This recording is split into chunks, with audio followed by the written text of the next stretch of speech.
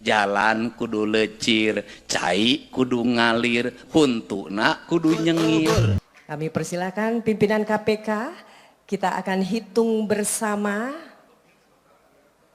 dimulai dari angka 3. 3, 2, 1. Rapat Koordinasi Penguatan Sinergi Pemberantasan Korupsi KPK RI Pemerintah Daerah telah resmi dibuka. Terima kasih Bapak-Bapak, berkenan untuk dapat kembali ke tempat.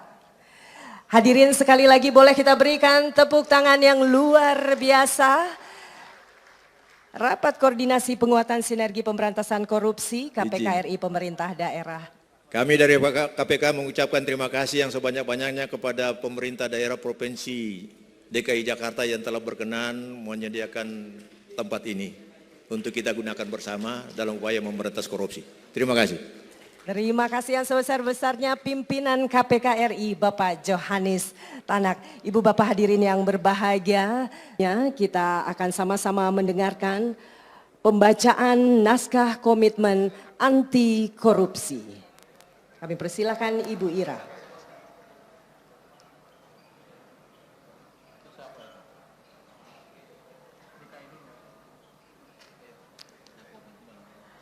Komitmen anti korupsi.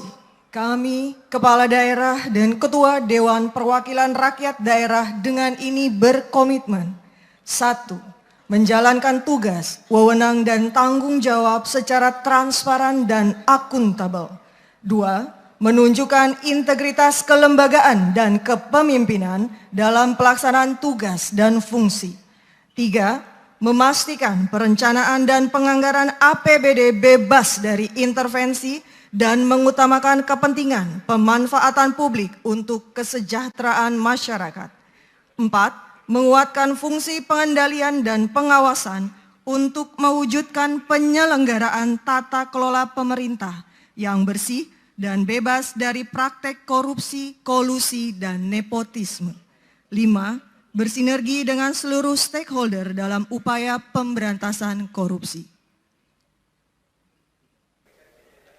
Ya, menjadi harapan dan doa kita bersama. Berkenan pimpinan KPK untuk dapat berfoto bersama. Hadirin, salam anti korupsi, berkenan Bapak-bapak, tangannya dikepalkan 5. Stop korupsi, bersama-sama kita berantas korupsi di Indonesia.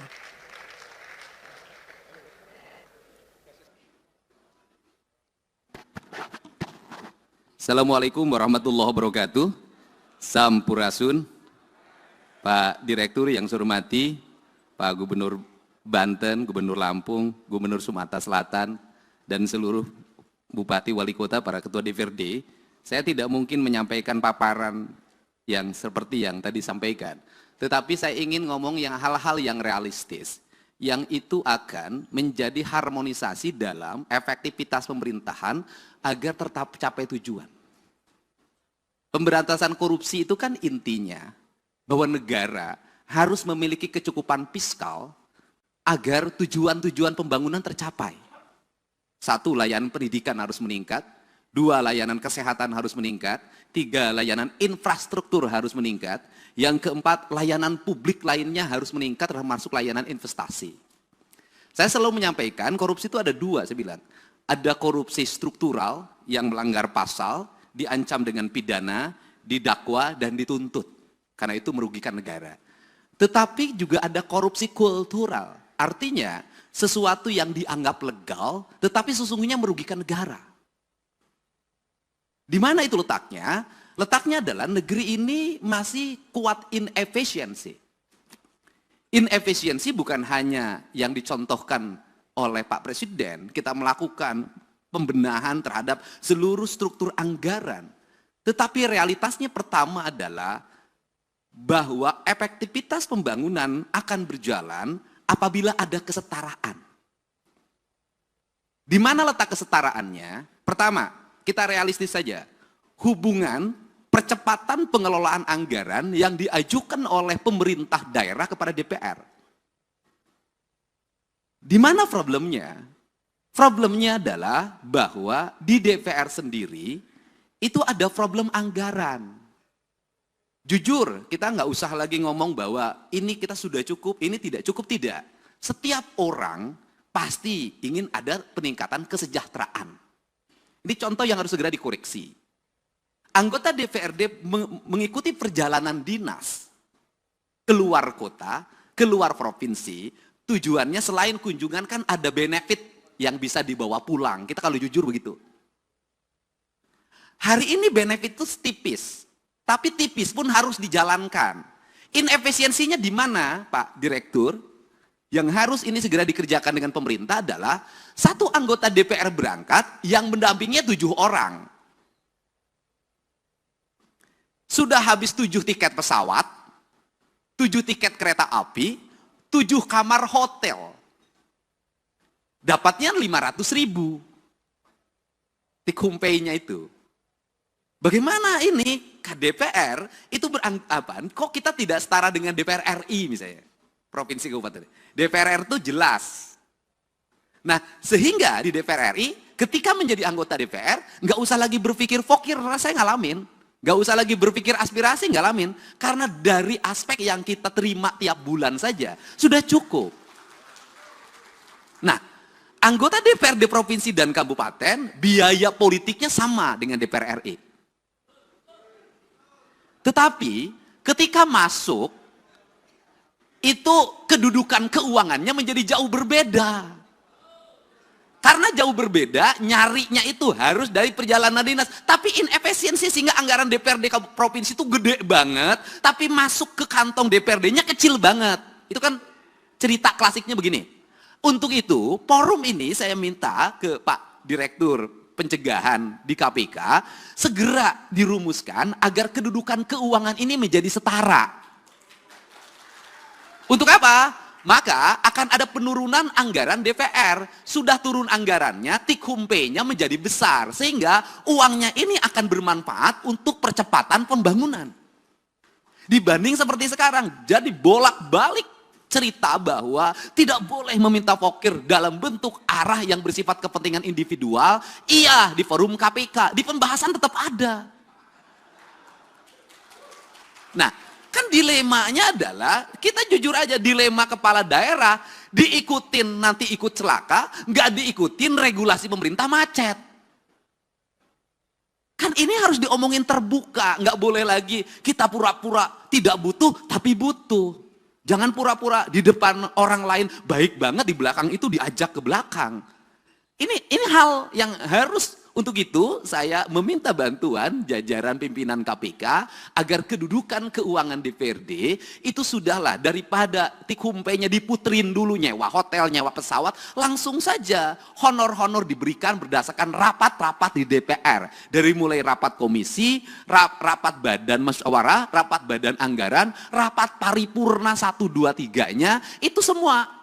Kalau sudah seperti ini, anggota DPRD setiap hari akan di kantor. Karena kalau tidak ke kantor, tidak dapat take-home pay. Selesai, Pak. Setelah itu ekonominya berputar lokal di daerah itu, tidak lari keluar. Ini kan kasihan daerah-daerah yang dapetinnya dari PBB, parkir, pajak restoran. Yang kecil-kecil dikumpulin, habis itu uang restoran yang dipungut dari restoran kecil dipakai makan di restoran berbintang di kota besar. Ini harus segera dibenahin kalau negeri ini ingin baik. Nah, kelemahan dari DPRD, provinsi dan kabupaten tidak bisa membuat aturan sendiri. Karena seluruh aturannya dibuat oleh kementerian. Beda dengan DPR RI, bisa ngundang kementerian, langsung aturannya bisa direvisi. Itu bedanya. Modalnya sama, kedudukannya berbeda. Ini pertama. Yang kedua, di internal birokrasi ada inefisiensi birokrat. Apa itu? Jumlah pejabatnya banyak. Jumlah orang yang memiliki golongan 4B, 4C, 4D-nya itu banyak. Di provinsi, orang yang sudah punya jabatan, itu nggak bisa kayak di kepolisian langsung menjadi perwira diparkirkan. Dia akan gugat ke PT UN, harus punya jabatan. Karena dia harus punya jabatan, walaupun merit system, itu kan administrasi merit system itu. Bekerja itu kan bukan pada wilayah angka, pada wilayah eksekusi. Nah, akhirnya Di hampir semua pemerintah daerah itu memiliki struktur jabatan yang sangat banyak, memiliki jumlah penjabat yang sangat gemuk, kemudian juga sistem pengelolaan birokrasinya, tunjangan terhadap pegawainya adalah tunjangan kinerja. Ini inefisiensi keuangan yang sangat luar biasa. Itu terambil dana untuk pembangunan, untuk itu sangat besar, hampir 60%. Dan yang paling utama adalah hari ini kita harus tahu semua orang bahagia lewat apa? Laporan administratif yang bersifat digital. Akhirnya tukin-tukin itu hanya ditukerin dengan foto, dengan video. Tukin dengan foto dan video yang tidak berbasis praktis dan kebutuhan publik itu memiliki dampak yang luas terhadap rendahnya layanan birokrasi. Nah, kalau bicara rendahnya layanan birokrasi, apa sih yang dituntut oleh masyarakat terhadap pejabat publik? Ceritanya itu tidak panjang mereka itu. Satu, mereka pasti bercerita pengen punya jalan yang baik. Dua, pasti pengen punya cerita, punya layanan kesehatan yang memadai. Semakin dipilih oleh rakyat, maka rakyat ingin selalu free. Free puskesmas, free rumah sakit, kemudian free sekolah, semua free. Seluruh free ini juga, mohon maaf, tidak berbanding terbalik dengan perilaku publik. Satu sisi negara mengeluarkan uang sedemikian besar untuk layanan publik, tapi publik juga tidak punya kesadaran untuk membangun postur dirinya. Saya berikan contoh, negara memberikan layanan terhadap layanan pendidikan free dari SD sampai SMA, terutama di sekolah pemerintah. Free. Tetapi di sisi lain, anak-anak sekolah kita uang jajannya 25.000 sampai 30.000. Tidak berbanding terbalik antara apa? Peningkatan ekonomi rakyat dengan beban belanja pemerintah yang tinggi. Akhirnya beban pemerintah belanja yang tinggi, rakyatnya juga tidak berikan edukasi untuk melakukan efisiensi dalam hidupnya. Akibatnya laju pertumbuhan ekonominya rendah dan konsumtif. Nah, hari ini tuntutan negara itu hanya mengarah pada pejabat negara. Selalu katakan ganti pemerintah. Ganti gubernur, ganti bupati. Kalau menurut saya, dalam analisis saya, rakyatnya juga harus diganti. Nggak bisa, Pak. Model pendekatan warga seperti hari ini, apalagi model pendekatan media sosial yang saya jalani dan saya lihat, nggak bisa jadi pemimpinnya kalau tidak memiliki tangan besi, publiknya juga harus diedukasi. Bukan hanya pejabat publiknya, bukan hanya anggota DPR-nya, publiknya harus diedukasi. Saya berikan contoh, misalnya pelaporan ke KPK. Saya sampaikan ke Pak Direktur, apakah murni didasarkan pada orang yang konsen pada korupsi? Tidak. Kebanyakan orang yang tidak terpuaskan, kalah tender, lapor KPK. Kalau menang nggak lapor. Anaknya tidak diterima di SMA negeri. Pakai kata BLC, langsung besoknya bongkar korupsi kepala sekolah. Nah, hari ini saya sampaikan ke Pak Direktur, korupsi bisa terjadi di desa. Kenapa? Setiap hari kepala desa didatangin orang yang mengaku ormas, orang yang mengaku LSM, orang yang mengaku wartawan. Itu sekali datang 10 orang, cepet itu dikasihnya. 1 juta tuh kepala desa sehari. Kemudian di kabupaten, kalau bupati, wali kotanya nggak tahan, pasti banyak orang yang mengaku A, mengaku B, itu melakukan tekanan dan nyari salah. Kemudian setelah itu dia bergaining, dapat jatah di kerjasama A, kerjasama B, kerjasama C. Nah, ini yang jadi problem adalah Pak Direktur, gubernurnya punya daya tahan, misalnya para bupatinya punya daya tahan, tapi kepala SKPD-nya itu belum tentu punya daya tahan. Kenapa? Gubernur enak, SKPD-nya tinggi Pak, jauh jaraknya ke masyarakat. Kalau bupati wali kota itu dekat ke tetangganya, didatangin tiap hari pusing, akhirnya dilayanin. Jadi pemerintah ini yang terjadi di Indonesia hari ini adalah semakin dia strukturnya makin rendah, tingkat resikonya makin tinggi, sorotan publiknya makin tajam, biayanya makin rendah. Sehingga ini problem yang harus segera dibenahi. Untuk itu, terakhir, apa sih sebenarnya solusi dari ini semua untuk membalik branding publik? Kemudian agar terarah, tidak ada jalan lain bagi pemerintah untuk memanfaatkan platform media sosial secara terbuka. Kalau saya nantang-nantangan aja, sudah saja APBD kita di YouTube kan, di TikTok kan, di IG-kan, sampaikan detail itu anggaran secara terbuka, kasih gelondongannya, mereka suruh baca sendiri, karena dengan itulah sesungguhnya brand atau trust kepercayaan akan tumbuh. Karena orang Indonesia itu punya tradisi, semakin diceritakan, semakin dijelaskan, maka dia semakin tidak peduli. Semakin ditutupi, semakin penasaran. Dan orang Indonesia itu seneng penasaran. Semakin ditutupi, itu semakin penasaran, semakin diintip. Jadi kalau pintunya dibuka nggak berani masuk orang Indonesia. Tapi kalau pintunya dibuka dikit orang Indonesia tuh seneng masuk karena ini penasarannya. Jadi itu, cuman yang terakhir dibalik itu semua juga bahwa seluruh keterbukaan harus diimbangi juga dengan tingkat kesejahteraan aparatur dengan baik di luar ASN. Justru menurut saya yang berat dihadapi itu adalah para politisi. Standarisasinya tidak ada, tuntutan publiknya kuat, resikonya tinggi. ASN itu ada standarnya, politisi itu nggak ada standarnya. Ini problem. Politisi itu nggak bisa membedakan mana gaji, mana operasional. Kenapa? Karena gaji dan tunjangannya adalah operasional. Itu problem. Nah, itu bagaimana solusinya Pak Direktur? Solusinya begini saja menurut saya.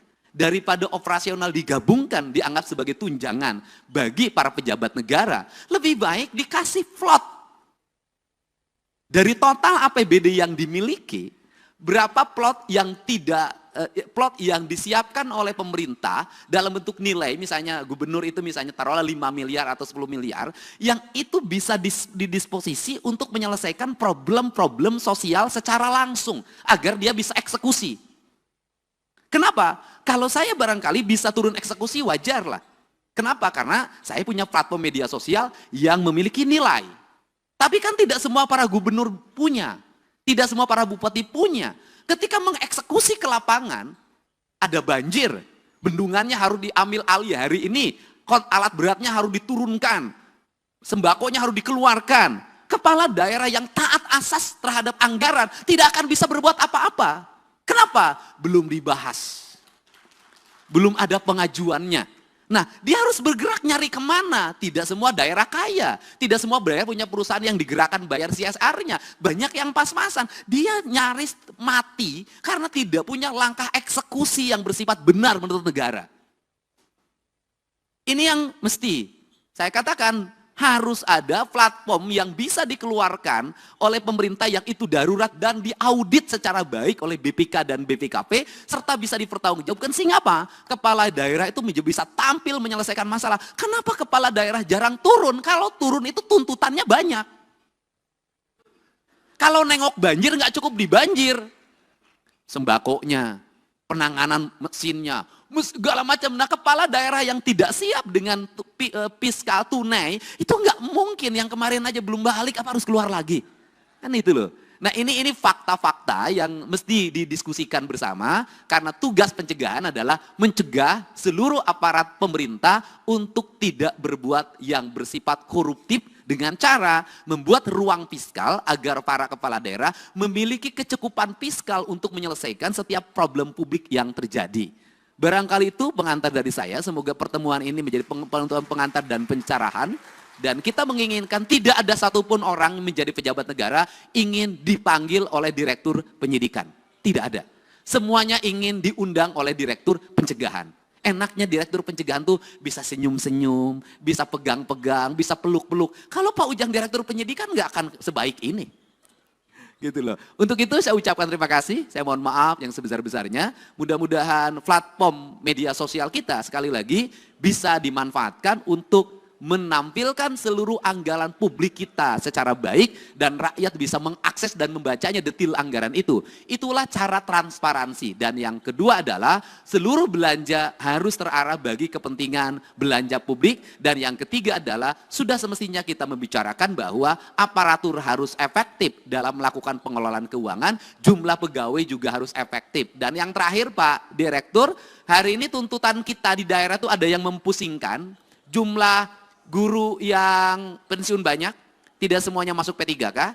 Pemerintah harus menyekolahkan anaknya kalau saya dinargetkan sampai SMA, tapi pemerintah hari ini bingung, ngangkat P3K tidak bisa, ngangkat honorer tidak bisa. Sedangkan jumlah muridnya semakin banyak dan tidak bisa semuanya punya sekolah negara menyiapkan. Itu juga problem, itu juga problem. Untuk itu saya ucapkan terima kasih. Wallahu muwaffiq ila aqwamit thoriq. Assalamualaikum warahmatullahi wabarakatuh. Sampurasun.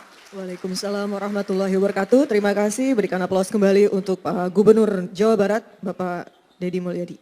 Baik, terima kasih atas sharingnya Bapak. Ada beberapa hal tadi efektivitas pemerintahan merupakan suatu tujuan dan beberapa hal tadi yang sudah disebutkan dari Pak Gubernur. Salah satunya penggunaan mungkin saatnya kita sudah mengikuti generasi kekinian, menjadikan satu platform media sosial menjadi salah satu sarana untuk kita bisa secara interaktif memberikan informasi kepada publik.